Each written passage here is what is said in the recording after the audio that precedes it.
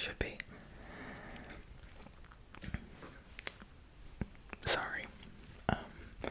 Yeah, life is super busy and I am not super motivated, unfortunately. Mental health things, woo, but I am getting back into the swing of things, so this is obviously a huge part of my routine and, well, wanting to incorporate it into my routine. So yeah, let's see how we go. Not making any promises. Don't know if I'll be able to upload ongoing all the time, consistently anyway, but we shall see.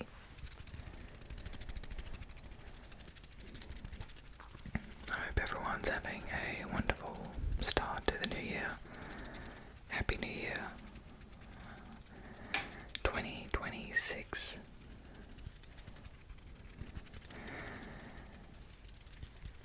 I don't know what this year looks like for everyone else, but it is the year of me turning 30.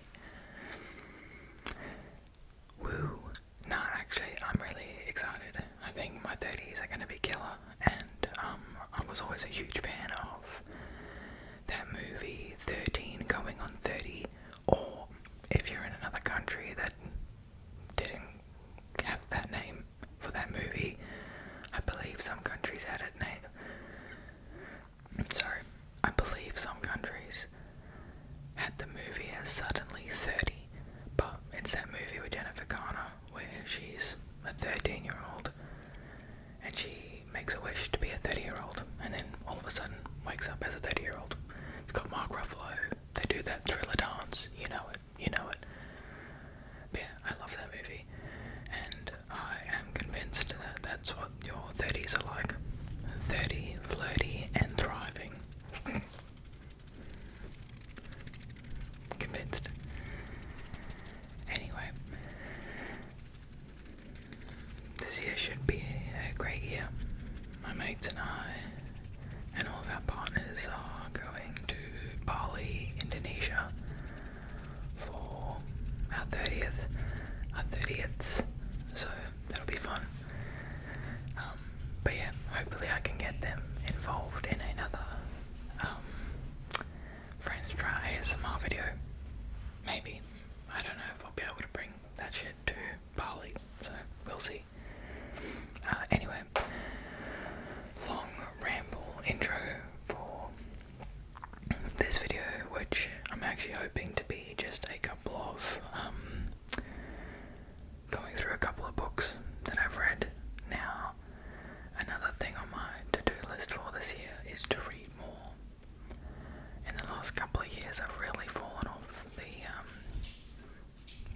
the bandwagon, or whatever you want to say, with reading. I used to love reading. I've always been more of a non-fiction than a fiction person, but I've always loved reading. And yeah, just haven't really been into it the last couple of years, so we're gonna see if I can get myself back into it. My friends do like a monthly book club and I try to read them, but usually not too successful. But this year, maybe I'll be a little more successful. At the moment, I've only currently read or reading one book, but it's better than nothing. If I can read one book this year, that'll be better than last year. Actually, that's a lie. If I can read 2 books this year, that'll be better than last year. But anyway, I wanted to talk a little bit about some of the books I've read. Now, these are all pretty historic reads. Yeah, pretty historic reads. I haven't read them in a while, but I remember being super into them when I was like quite young and studying psychology. I was and am still fascinated with drug addiction and what the psychology is behind drug addiction. I don't think it's a choice. I'm not here to argue with people about their thoughts on drug addiction. I know drug addiction can ruin people's lives. the people who are taking the drugs and the people who are just around drug users. So, not going to get into that too much, but the psychology behind what drives people to abuse substances is very interesting. So, yeah, that's just an interest of mine. So that is kind of what I read about most of the time. It's not always drug addicts or substance abusers, but it's a lot of the time, I would say. Yeah, it's very interesting, and it's a good way to open your mind up to things that you would potentially be judgmental about. Maybe 10 years ago I would have been very judgmental about people who had difficulties with abusing harder substances. No issues with people, I guess, who smoke weed, but anything harder and I would have been judgmental about it. Not so much anymore. So yeah, these books have been awesome to open and expand my perspective on things. Anyway, they're not all drug related. Okay, rambled a lot, my apologies. Alright, so the first book is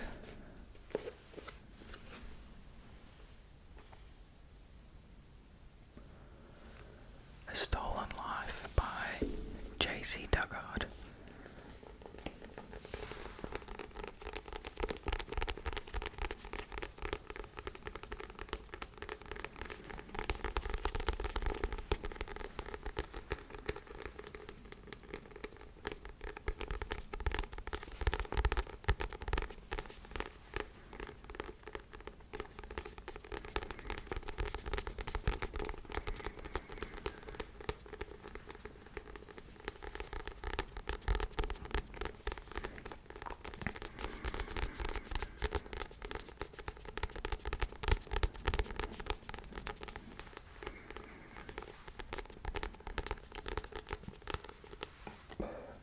Pardon. Alright, so A Stolen Life, a memoir, is unfortunately quite a sad book. If you don't know this book, I wouldn't necessarily recommend it, but if you like true stories and I guess happy-ish endings, then this is not too bad. This young girl basically got abducted when she was very young. I believe,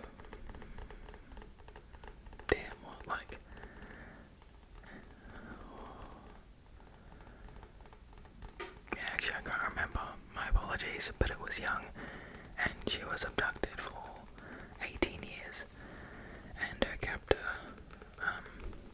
did horrific things to her, and she actually ended up being a mother. So, pretty sure she gave birth to multiple kids. Don't know how many of them survived. I swear to God I've read this book, but I've probably also repressed a lot of it, because depressing. But the book is basically about her story, what she went through, how she, I guess, dealt with it all and coped. You know, she, I think, eventually ended up very much thinking she had true feelings for her captor. And I think that's where my interest for Stockholm Syndrome began, because that was, I think, a very clear case of Stockholm Syndrome. Even after she escaped and has gotten all the support and like psychology support or psychological support, there are still aspects of the book where she talks, or she seems to talk highly of this guy, and that for me was quite jarring. I was like, damn, I would hate people for less, to be honest. And yeah, her brain had a really interesting way of protecting her, I guess, because that is exactly what it did. Her brain helped to protect her as much as it could by trying to put a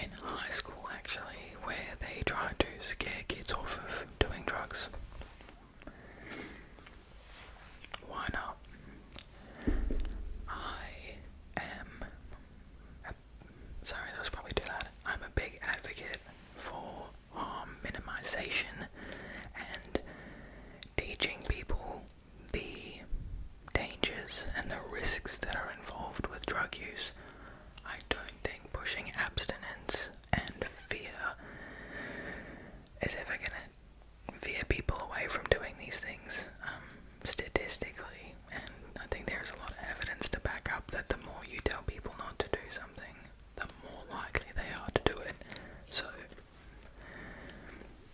yeah, big fan of under 18s, obviously different. I'm not going and saying go do drugs, but it would be foolish to not acknowledge that kids are going to, well not kids, but teenagers are going to dabble and experiment with things like that.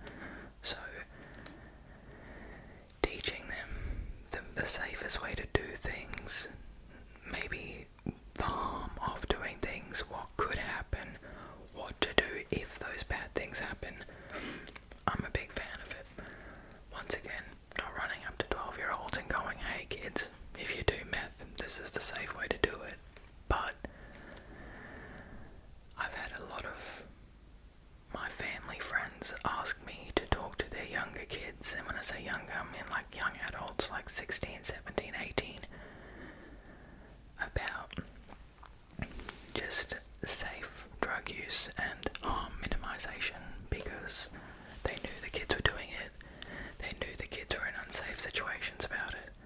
So, if you're gonna do it, just be safe about it, basically was the idea that everyone, well, I think that people are trying to push nowadays. And yeah, big tangent, for basically back in high school, they weren't pushing that. Huge abstinence, huge if you do drugs you're gonna die, or you're gonna be a dropkick, your life's never gonna amount to anything, you know, all the good stuff. Obviously that stuff's not necessarily true. There are cases where people who do drugs end up not living to their full potential and having very fulfilling lives. Once again, another story or another conversation or discussion to have. But we were given a book in a West Australian high school. I don't know if this girl was from West Australia. I think she was just Australian, and basically she did drugs and she died.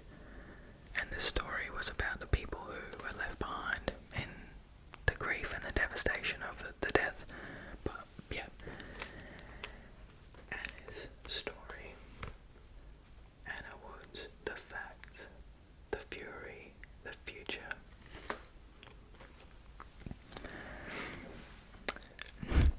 Now, when I read this, when I was like 15, I thought the concept was mind-blowing. I truly thought that steering clear from drugs and treating it like acid, you know, something that you can't touch, would just literally melt you away. I thought that was a good way to do things. Thought that was a smart way to live my life. And I mean, don't get me wrong, I think as a teenager it probably is. It's probably one of the safest ways to navigate your teenage years. But that was in a different time, I think, too, and nowadays everyone, teenage-wise, are a lot more exposed to these types of things and these concepts. So, harder, I guess, to not be intrigued or interested and want to experiment. But anyway,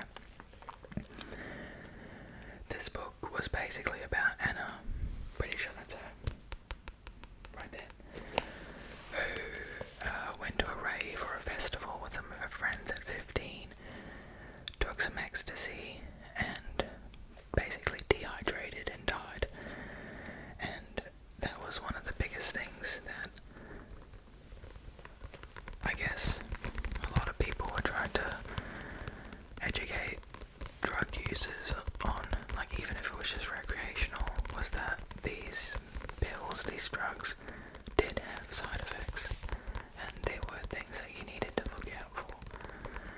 And because taking drugs was such a criminal activity, like, oh, if you take drugs you deserve to go to prison or you deserve to die, there was obviously no talk about how to safely ingest these things.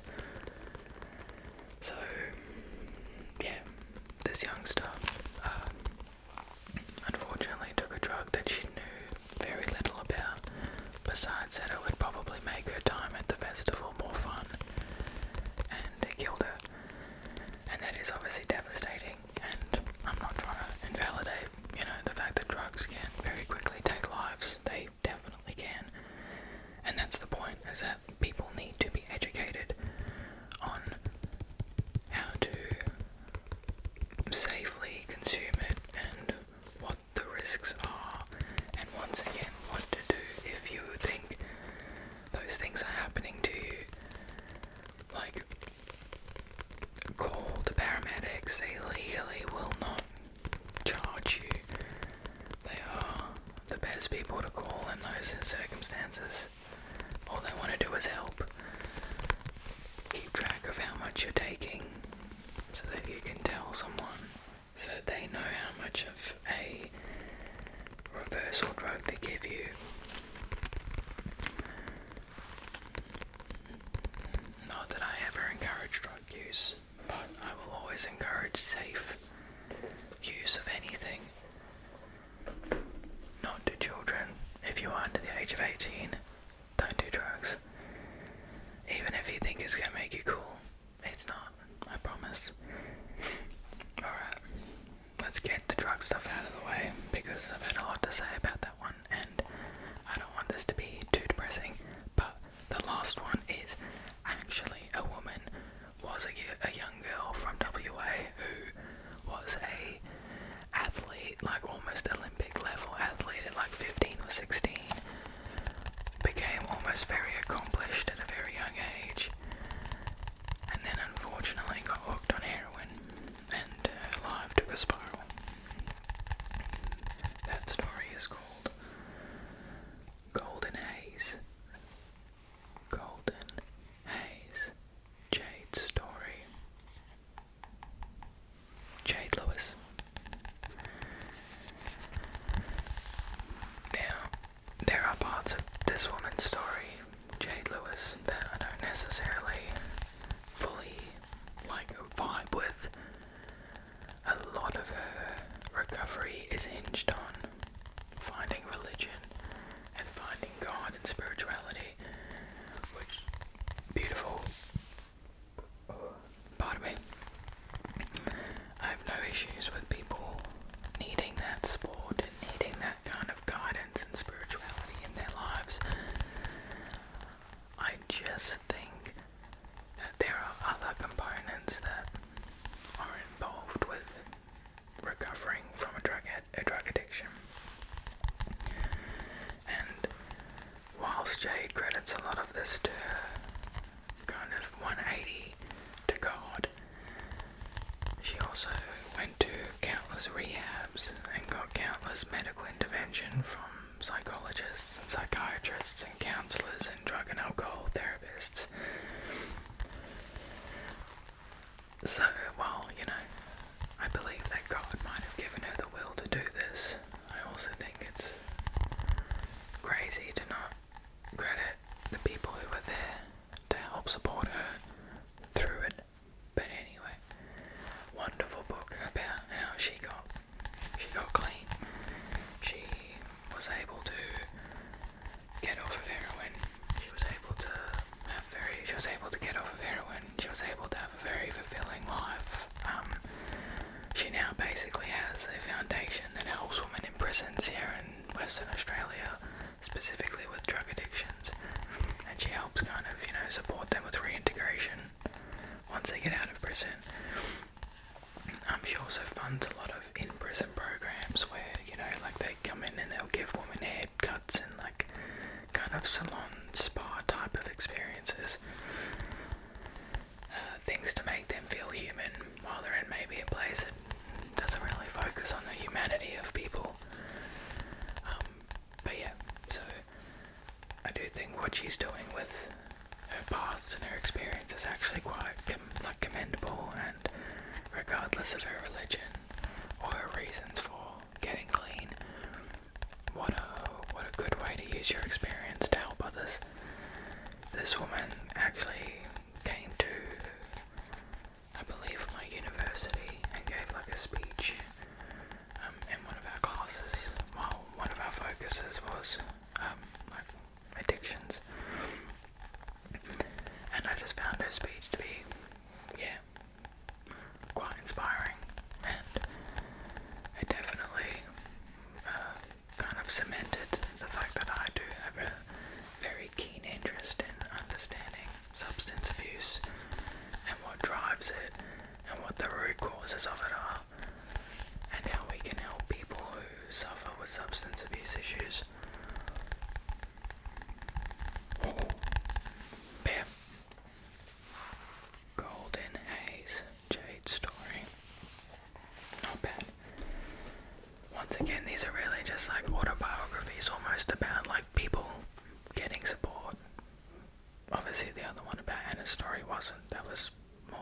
stories for other people and their experiences and stuff. But yeah, anyway, the last book I'm going to show you guys is the one I'm currently reading, and that is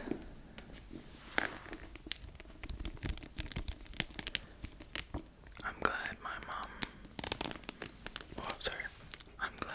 Mom Died by Jennette McCurdy. I think I'm going to try and take the paper off. Oh, actually, no, I'm too lazy. Sorry. It's not that. It's bookmarked for me, so I can't be asked. But anyway, this book was quite popular and all over TikTok, maybe a year or two ago. Jennette McCurdy, I believe, plays Sam in iCarly, like that Nickelodeon kids show.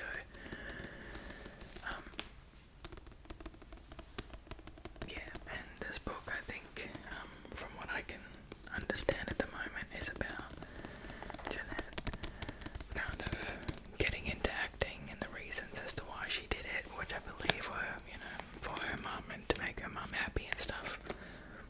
I haven't read the full book, just the gist I'm getting. But yeah, seems to really be painting a picture as to the pressures of getting into acting as a child and how hard it can be, and maybe how insensitive or blind and naive the parents can be to the pressures they're putting their kids under. But yeah, I don't know. Oh, sorry if that's a bit loud. It does seem to still be quite nice. I'm still in the phase of Jennette loving her mum and, having a lot of admiration for her and wanting to make her happy and do things that make her proud. And I feel like we all kind of know where that's going, right? Like, good old classic. Want to make your parents happy, burn out when you just can't live up to all of their expectations. Not I. No, actually my parents are lovely. I fucked up a lot and they're very supportive of it, so I can't even say shit. But yeah, anyway, this book at the moment is really good. I'm about maybe a quarter of the way in. Really enjoying it so far. I really like how Jennette's written it. I believe she has another book out, called Half His Age or something like that. Not too sure if that's my vibe, so we'll see. But if I finish this book and like it, maybe I'll just try read it just because I like her writing style. But yeah, anyway, thank you for listening to me ramble about a couple of books I've read and I guess enjoyed or just found interesting or thought-provoking. I will possibly do another video talking about a couple more books that I've read and liked and what my thoughts are on them. I also want to kind of do a couple more finals, record videos, because I've recently gotten a few more, and that's always exciting, and I think they also just make killer sounds, so why not? But yeah, that's probably it for tonight, guys, so thank you very much for hanging out and listening to me ramble about books. Would love to hear what your favourite books are, what your favourite genres are, if you've got any recommendations on books, even if it's not necessarily non-fiction and drug related, please still chuck them my way, I'm always interested. But yeah, thank you so much guys, hope you have a lovely night, and take care of yourselves.